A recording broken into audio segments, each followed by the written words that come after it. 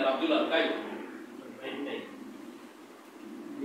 আওয়াজ দিন সবাই একটু আওয়াজ দিন আওয়াজ দিন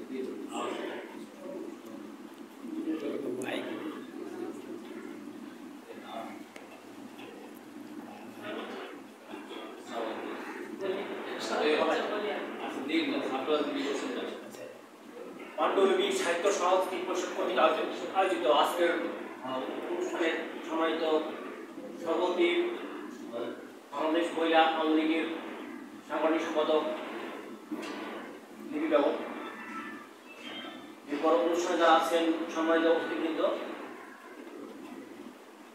মঞ্চের সম্মুখে কবি, সাহিত্যিক, সাংবাদিক সুধীজন, সবাইকে অনেক অনেক শুভেচ্ছা। আসলে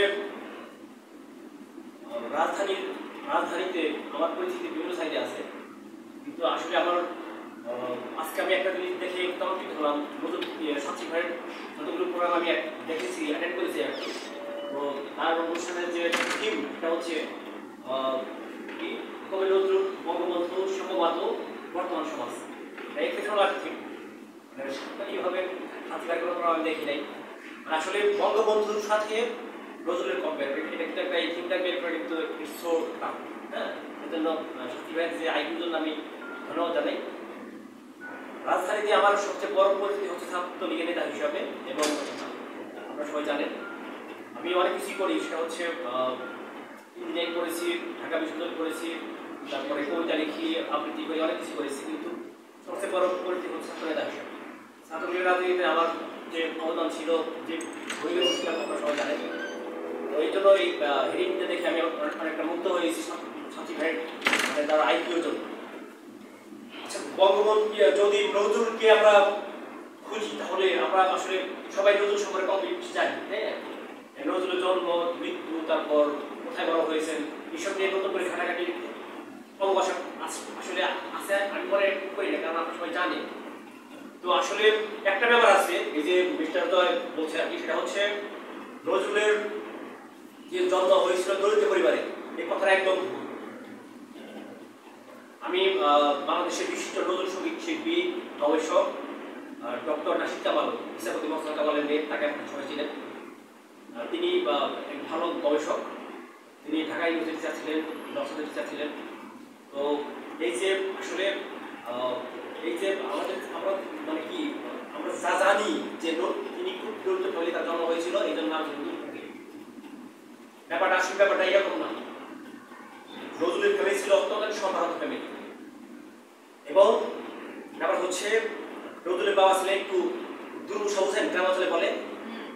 হ্যাঁ, মানে তোয়াফেল থেকে তিনি অনেকটা নিঃস্ব হয়ে গেছিলেন। হ্যাঁ, কিন্তু আসলে অনেকে সবাই যে বলে একদম অন্তর্জাত একটা ফ্যামিলিতে আসলো, এই জন্য নাম একদম পুরো বেগম হলে না বলে তো ওরকম নাই।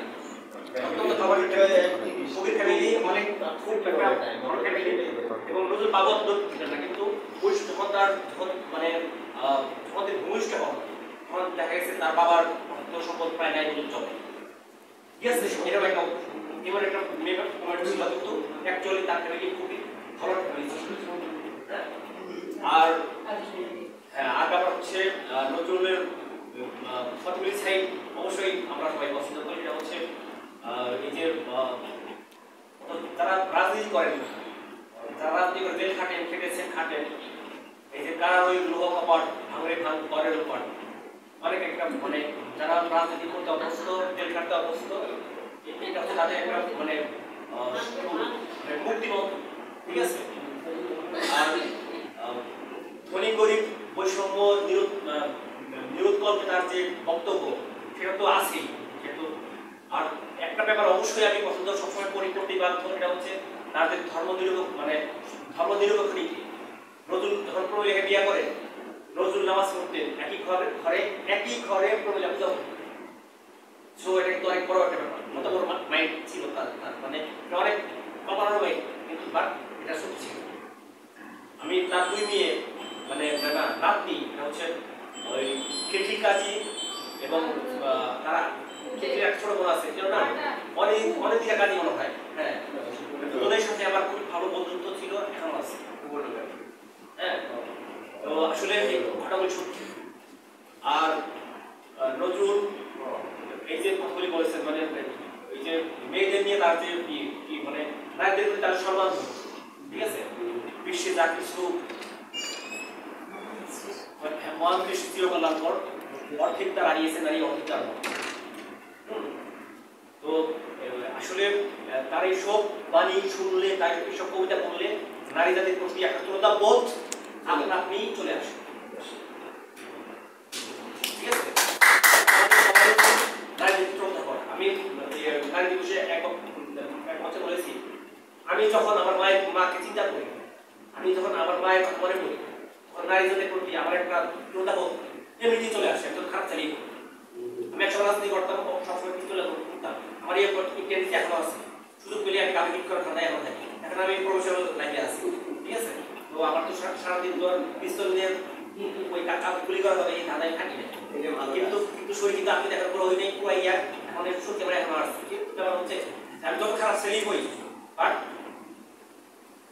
মানে যারা প্রডিউস করে তাদের শক্তি বেশি, তারা কিন্তু কেরিজা বেশি করে, ক্রাইম কিন্তু তারাই বেশি করে।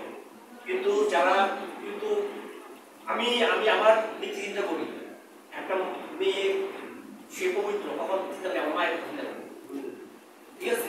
প্রত্যেক সন্তানের কাছে তার মা হচ্ছে কি মানে মায়ের কোনো ডেফিনিশন দেওয়ার ক্ষমতা তো কোনো সন্তানেরও নেই না। পৃথিবীতে এসে পবিত্র কিছু, এসে ভালো কিছু, মানে আল্লাহর একটা অবদান হচ্ছে মা, সো শেয়ার করতে হবে, সুতরাং নারী সম্মান করতে হবে। আর এই যে বঙ্গবন্ধুর সাথে নজরুলের তুলনা, এটা অনেক একটা বড় ব্যাপার, ঠিক আছে। আমাদের দাদা বুদ্দার বিনোদন তার একটা কবিতা লিখেছেন যে ওই যে বঙ্গবন্ধুকে তিনি কবি হিসেবে আখ্যা করেছেন, অতবার মধ্যে এই কবি, ঠিক আছে। দ্যাট মিনস মানে বঙ্গবন্ধু আসলে কবি ছিলেন না, কবি বলতে যে ভঙ্গা বোঝায়, মানে তিনি কবিতা লিখেন, ঠিক আছে, তিনি ছিলেন না। কিন্তু ওই কালে ওই সময়ের প্রেক্ষাপটে ওই মানে সময়ের প্রেক্ষাপটে কি মুক্তির মন্ত্রে তিনি ছিলেন মহাকবি,